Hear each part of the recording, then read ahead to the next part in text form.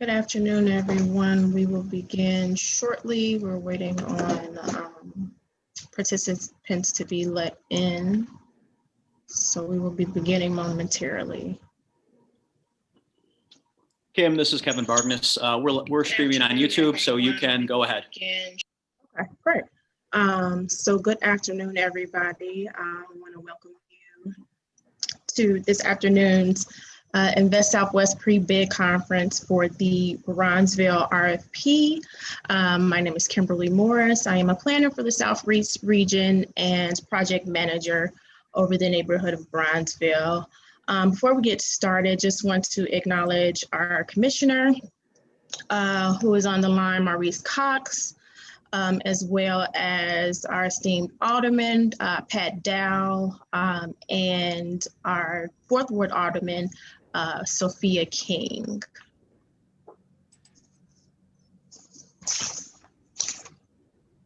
So just to briefly go over what we will be discussing today. After the welcome, we will have a presentation of our RFP for Bronzeville, followed by a Q&A section. And then we will conclude with next steps from our Assistant Commissioner, Chris Jang.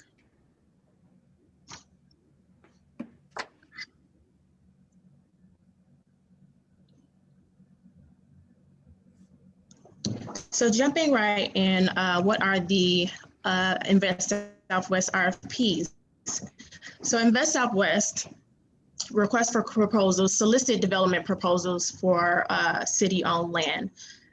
Traditionally, our RFPs have provided very basic information as far as the subject property goes, as long as sites, zoning, and appraised value, and a really brief kind of indication of preferred use. So these Invest Southwest RFPs take it a step further in illustrating the desired urbanism of the site, as well as a more robust description of desired uses by the community. ISW RFPs are also built on the understanding of available incentives and partner those incentives with the proposed development to really ensure a high level of financial feasibility.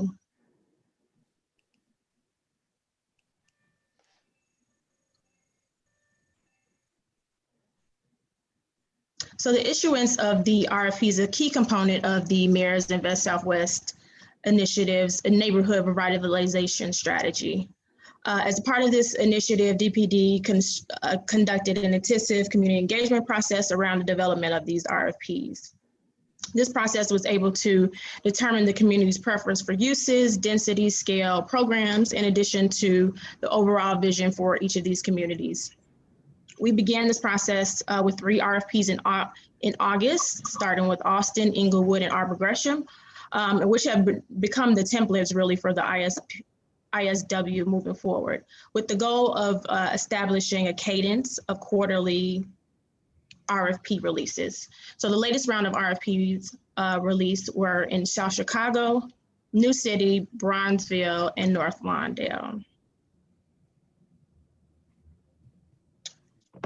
To provide context for this specific RFP site, the Invest Southwest corridor for Bronzeville goes from Prairie to Cottage Grove along 43rd and 47th Street, and along Cottage Grove from 42nd to 47th. The RFP site itself is in the middle of the 47th Street corridor, and is surrounded by mixed uses ranging from institutional, residential, and retail. So directly west of the RFP site is the Harold Washington Culture Center. North is Gallery Bouchard and the Bronzeville Artist Lofts. In addition to directly west being the busy intersection of 47th and King Drive.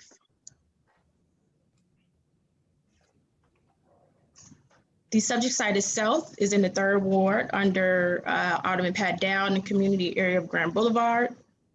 The site consists of 2 contiguous city-owned parcels that are zone B1-5 in the 47th and King TIF district. This site is approximately 26,000 square feet in size and is recently appraised at $820,000. Based on the community's preferred development concept, the city has modeled a mixed-use construction development site. The 30-unit mixed-use building is modeled with approximately 13,000 square feet of commercial and retail on the ground floor.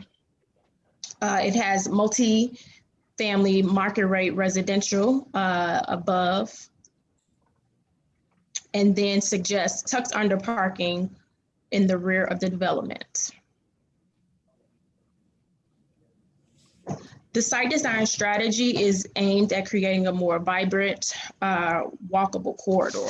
So while this is the goal really for the whole corridor, this individual project will respond to enhancing this experience by expanding the public realm and activating the ground floor.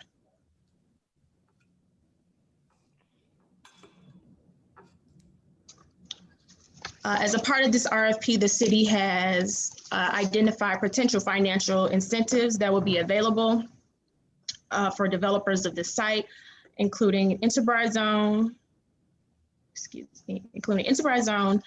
property tax incentives, classifications such as Class A and Class B, 7B, Neighborhood Opportunity Fund, new market tax credits, in addition to TIF funding.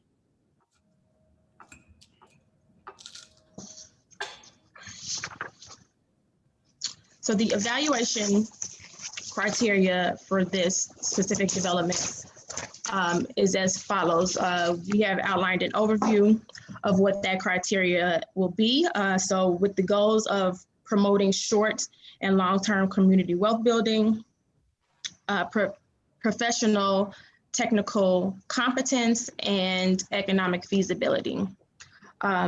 The criteria goals are really based on this partnership model that the city is trying to implement, which is inclusive economic development that really increases the capacity and participation from racial and ethnic minorities.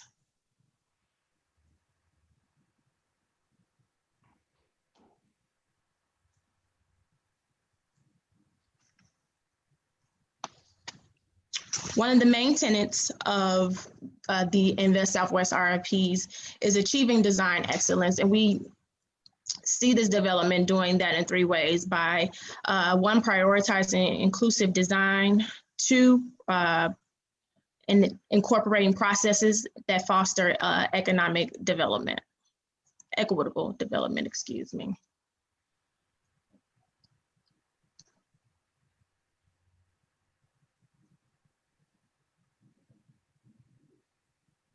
And as a part of this, the city has established a pre-qualified list of design firms that development teams can tap into that we feel like reflect the diversity of the cities, of the city of Chicago.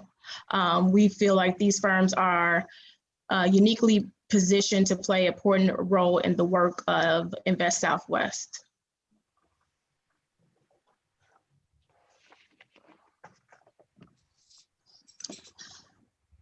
So just a brief overview of the RFP process and the next steps. As I said, this process started really with an intense community engagement strategy in which we worked with consultants to really get down to what the community desired and needed out of this RFP site, which was really the step 0 in the visioning for the site. Step 1 being that happened in November was the RFP release. And then step 2, while the responses are being developed, we want to engage the development community in this way by hosting this pre-bid conference, but also continue to have engagement with the community at our neighborhood roundtables. And then step 3 would be the evaluation period, and where after development proposals are submitted, the city will shortlist the finalists, and then those finalists will be presenting their proposals to the community in a forum similar to the roundtables. We see this happening somewhere between April and May, with the final developer selection occurring at the end of Q2 of 2021.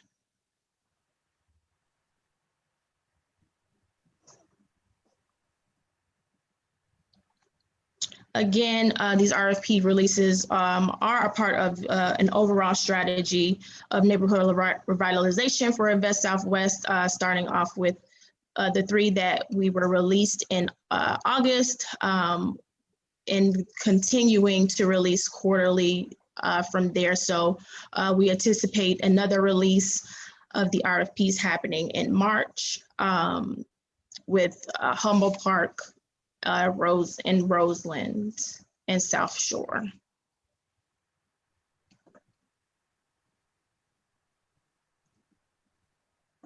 So we will now begin the question and answer portion of our afternoon. So if you do have any questions about anything that was presented today, or that was within the RFP, you can add them to the chat, the Q&A function right now. And I do see a couple coming in, so I will start to answer those.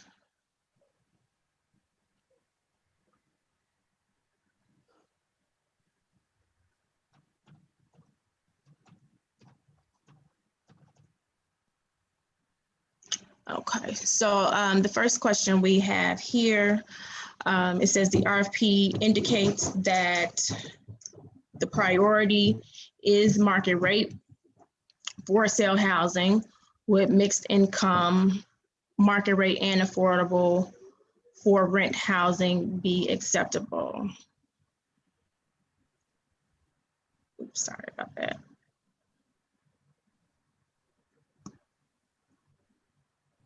Sorry, my function froze a little bit.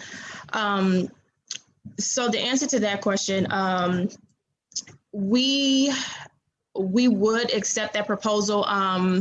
Our desire is to have proposals that align with the RFP as best as possible, because this is what we have outlined as being desired by the community. We wouldn't not accept that proposal, but again, when we evaluate these RFPs, it will be evaluated based off of what the community desires.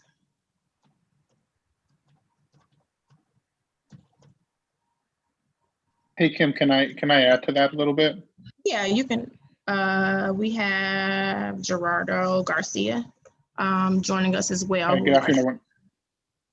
So I think Kim made a very good point about community priorities for the RFP and why they were crafted the way they were, as well as a market analysis that was done for each of our RFP sites, and Bronzeville also, not being the exception to that. What our kind of development consultants and our market analysis led us to is that, a market for sale product is something that the market could bear. And so that's also one of the reasons why it is a priority within the RFP as well.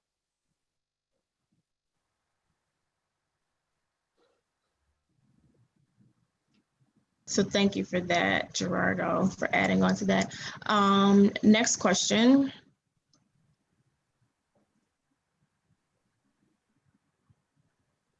You may want to jump on this one as well, Gerardo. It says, let's see, it's hard to answer these in order.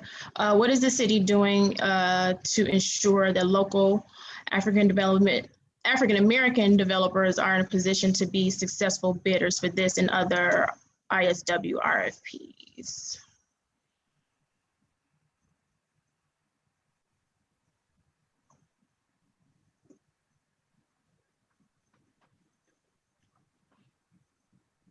Okay, that's a good, did you want to hop in on that one as well?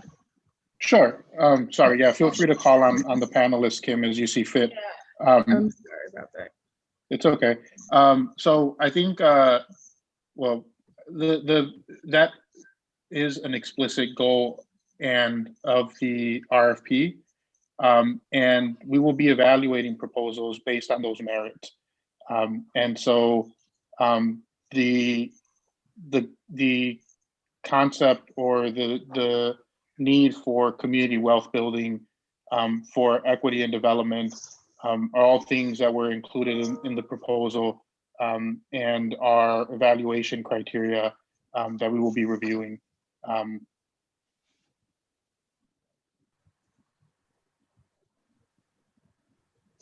right, thanks for that. We have a question. What are the department's expectations for minority participation? I feel like we answered that a little bit in our previous response. But in addition to that, we do have a basis of 26 and 6 as far as MBE and WBE participation.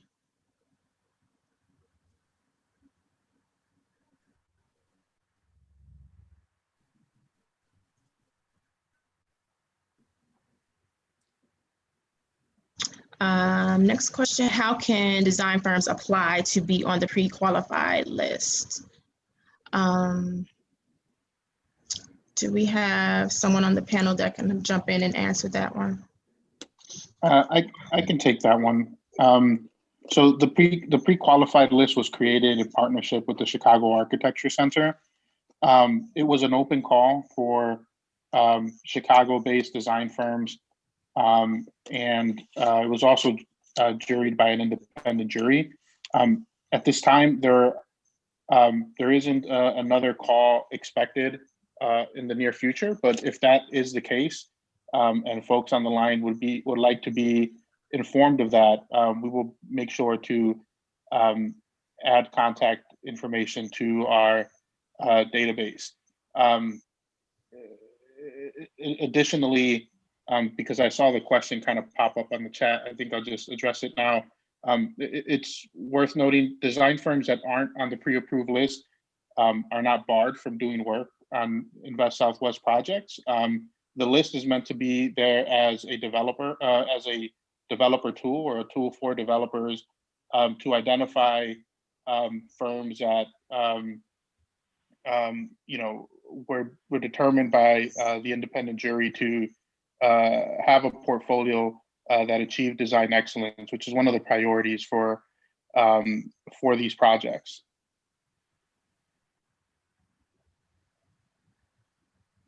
Great, thanks for that. I was gonna jump to that next one.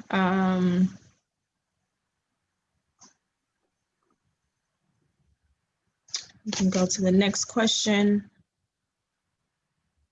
Does the RFP specify an affordability goal for the number of units?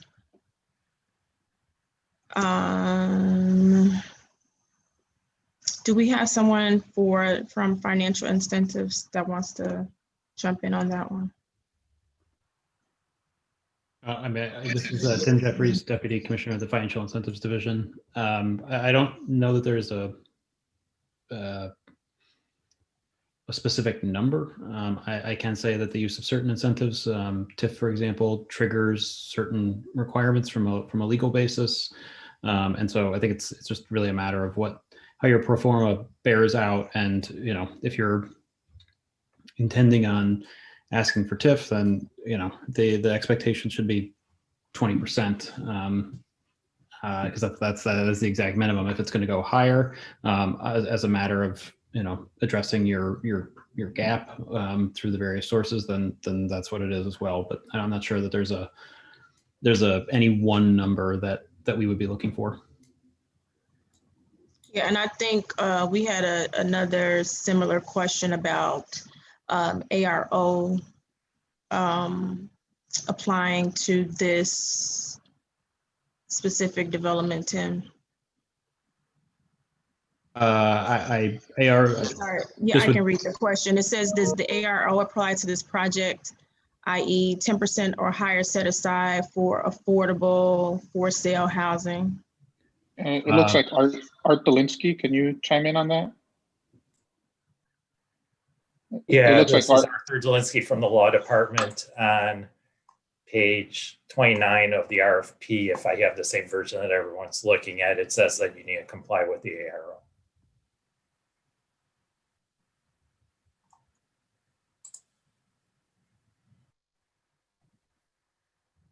Okay, thanks for that, Arthur. The next question, is there a list of available land or property? And is a mixed use idea also absolutely to include housing? So for one, the city does have a list, and I believe you're speaking of city-owned property. The city does have a list of available land. If you are interested in purchasing city-owned land, that can be found on our website. And then the question about this including housing. I think we talked a little bit about this earlier, but just based on the market analysis that was done of the area and on the community feedback that we received, it was desired that this would be a mixed use retail and housing development.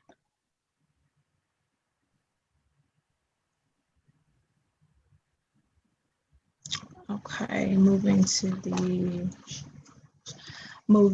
next question. Would the preference be for sale or rental product regardless of market positioning? Gerardo, you want to jump on that one? I think we answered this already. I mean, Yeah.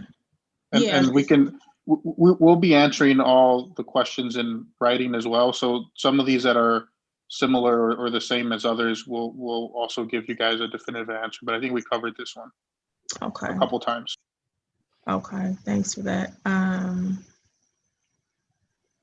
The next question, how will you make this more accessible for smaller emerging firms who do not have the resources to lay out all of these expensive assets without financing? Gerardo, did you want to talk a bit about that?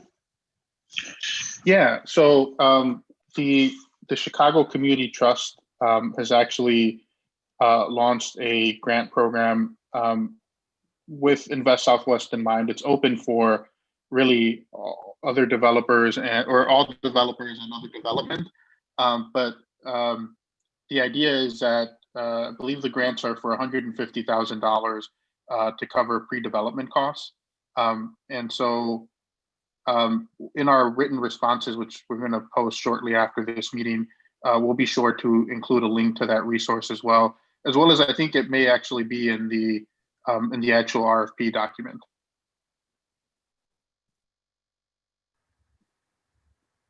Thanks for that. Okay, next question.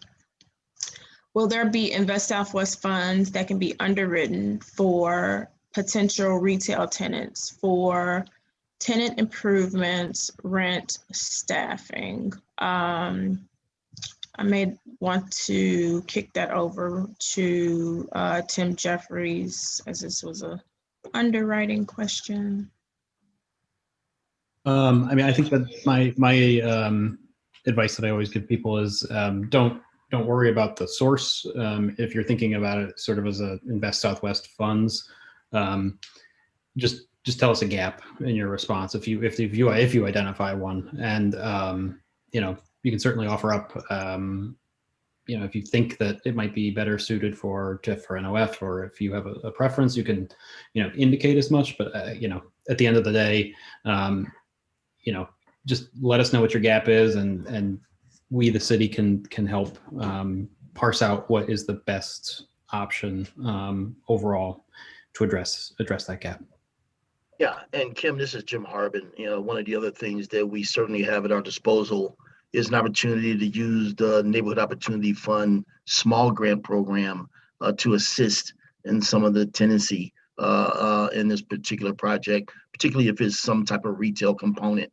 So, to Tim's point, yeah, if we can, just identify, a solid, responsible respondent, I think we can kind of circle back and, start looking at details in terms of how we make this work. We've got a number of tools at our disposal. Thanks for that, Jim. Going to the next question, are there any RFPs where mixed housing is not a need? So I know this was specific to the Bronzeville RFP where I did identify that we wanted mixed use housing. I can't really speak to the other RFPs, but I believe majority of them did include some type of housing, but this is something we'll probably address in the Q&A. I can chime in a little bit on that. To answer the question specifically, most of the corridor RFPs do contemplate mixed use scenario. There is one RFP that the response period has closed, but in North Lawndale for a site at Roosevelt and Costner, which is an industrial site, that did not necessarily require housing to be part of the responses. And so that is one that we've done. I suspect there may be others that don't include housing, but by and large, on our commercial corridors, the approach is, as a kind of planning edict, is how do we encourage a mixed use environment? All right, thanks for that, Gerardo. Next question is, was the market study included in the RFP? Yes, the market study and analysis was included in the RFP for this specific site.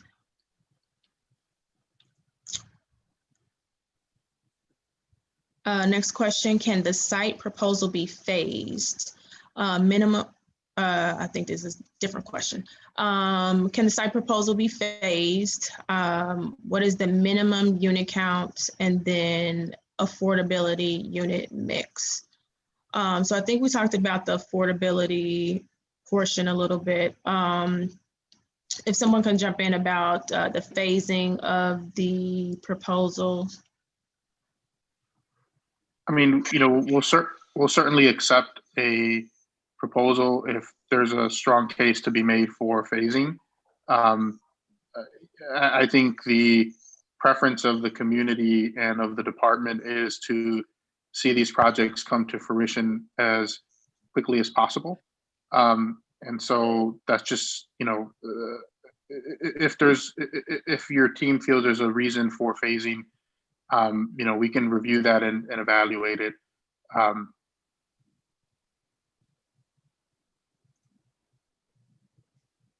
Thanks for that. Next question is, what is the status of the vacant lot across the street from the RFP site? Who owns it and what are their plans? So the vacant lot I believe we're talking about is directly across the street and next to the Gallery Gouchard. This is actually a city-owned site. So that kind of answers that. So we are, again, open to ideas of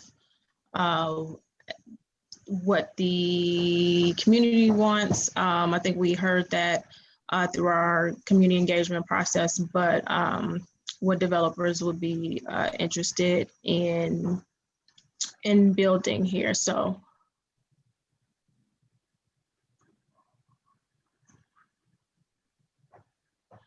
moving on to the next question, would the city consider or support a proposal which includes cultural community space as a part of the ground floor public retail program? Yes, I think we would consider that. looking at the surrounding uses. Again, if you can make a case for this being a viable use for the space, I think we would be open to that as well.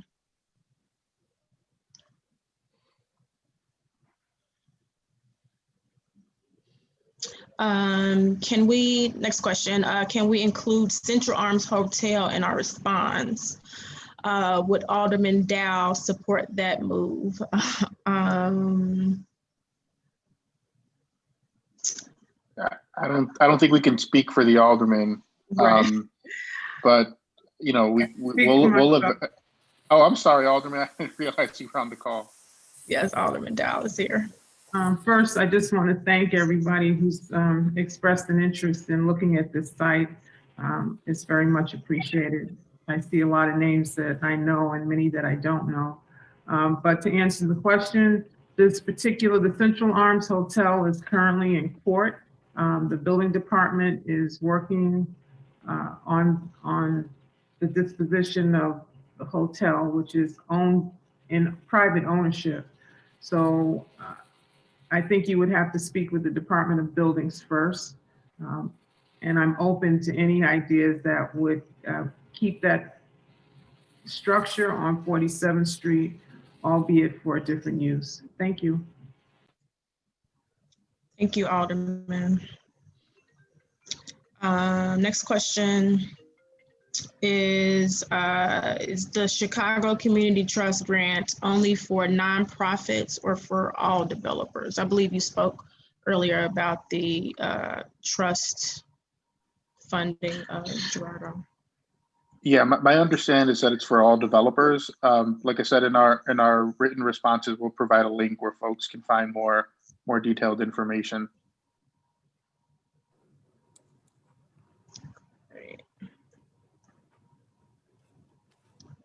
Next question, due to the price tag of this project potentially being in the $14 to $20 million price range, would the city consider selling the land for $1 or some substantially reduced price? I have both Tim and Chris, who I think could jump in on that and just talk about how the city determines how land is written down. Yeah, this is Chris Jang. Sorry. Yeah, if you want to jump in, Chris, to answer this question. Yeah, so good afternoon, everybody. My name is Chris Jang. So I think the RFP actually includes a financial pro forma where the city might be able to fill a financial gap. And if the discount of a land price for $1 or some substantially reduced price would help fill the financial gap, I think we would definitely consider that. So if you would, kind of include that ask in your submission, and you obviously have to justify and explain the gap, but we'd be open to consider such a land write-down.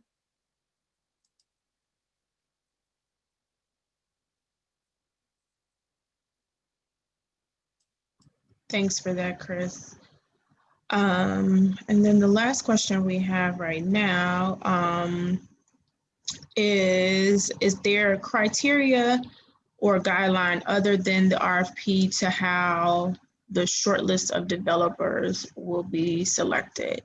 So we went over the evaluation criteria really briefly, but it really explains it in detail in the RFP. So we will be using, and I'll just go over it again quickly, really the promotion of short and long-term community wealth building as part of the criteria, the professional and technical competence of the teams, and then the economic feasibility of the proposal.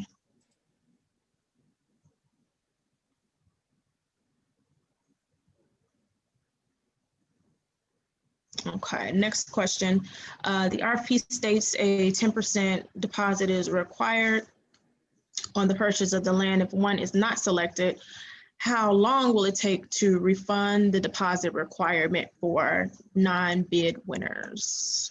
So Kim, I can take this. This is Chris Chang. So if you are not selected as a successful developer, then we should be able to refund the deposit within a week.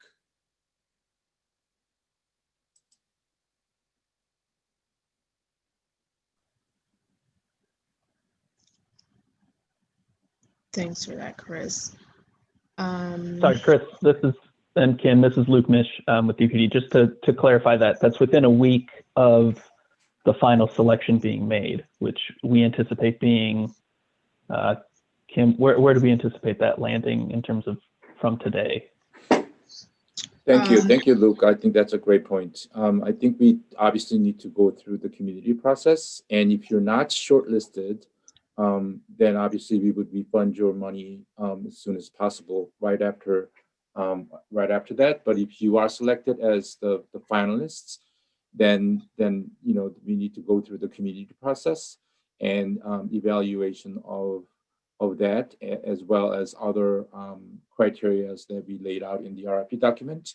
So once we make a decision, whatever that point is, we would, and if you're not selected, then we would refund your deposit within a week of that point, that time frame.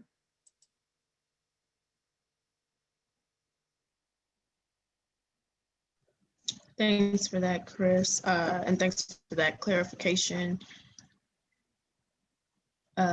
Luke. Another question we have, are there any requirements on union versus non-union for construction?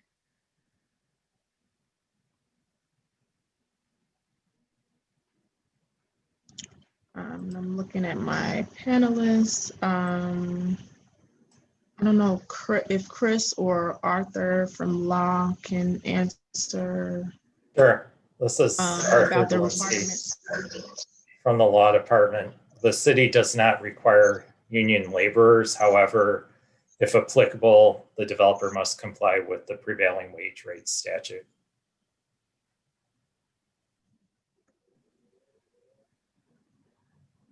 Thanks for that, Arthur. And I think the next question was to provide more clarification on what the requirements are for prevailing wage. So if you can take that as well, Arthur. I don't have them handy. I just say refer to the statute, and the Illinois Department of Labor has a handy information section on their website. Okay, great. Thank you.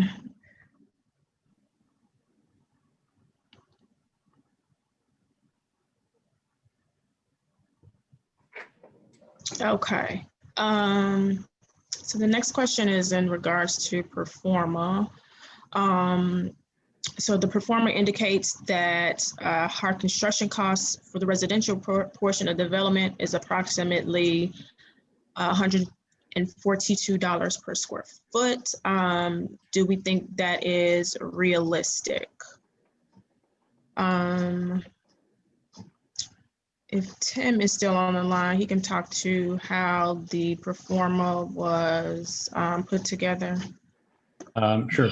Well, it depends. I'm not sure if you're saying 142 is low or high, but we developed this this RFP and the sort of whole approach in coordination with Related Midwest, and so the construction assumptions were, they were stress tests from both ends, meaning what we see, what they see, and this is the number that I think all parties were comfortable with.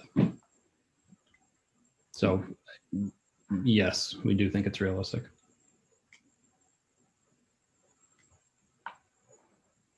Okay, thank you for that, Tim. Again, if you have any other questions, please feel free to put them in the Q&A section.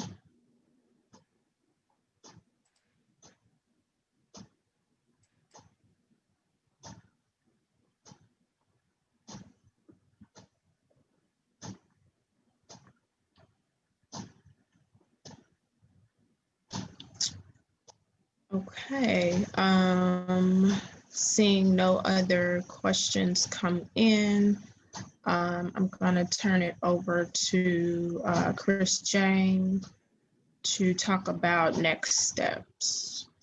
Thank you, Kim. So the next steps are we are going to provide a list of participants who joined today at this pre-bid conference. And then we would post that list as well as circulate to all participants who are on this call so that you know who you might be able to partner with potentially. The Q&A is going to be updated, including all of the questions that came in today, paired with the answers and responses, and then post on the Investor Southwest website. And we would continue to do that as the new questions come up. We would continue to update the Q&A file until a week prior to the response due date, which is March 30th of 2021. Please be reminded that we would need to have the proposals by 4 o'clock on March 30th. And once we get it, we will inform you via email that we have received your proposal so that you can be sure that we are in receipt. And that email will probably go out, I would say 1 or 2 days after the receipt of responses. I think that's pretty much it. We will have bins placed on the lobby of the City Hall so that if you would like to actually come in and drop your responses off, you can do that. Or we would take obviously deliveries from FedEx and DHL, so on, and the courier services can always deliver the responses back to us. So I think that's the next step. Is there any questions on that?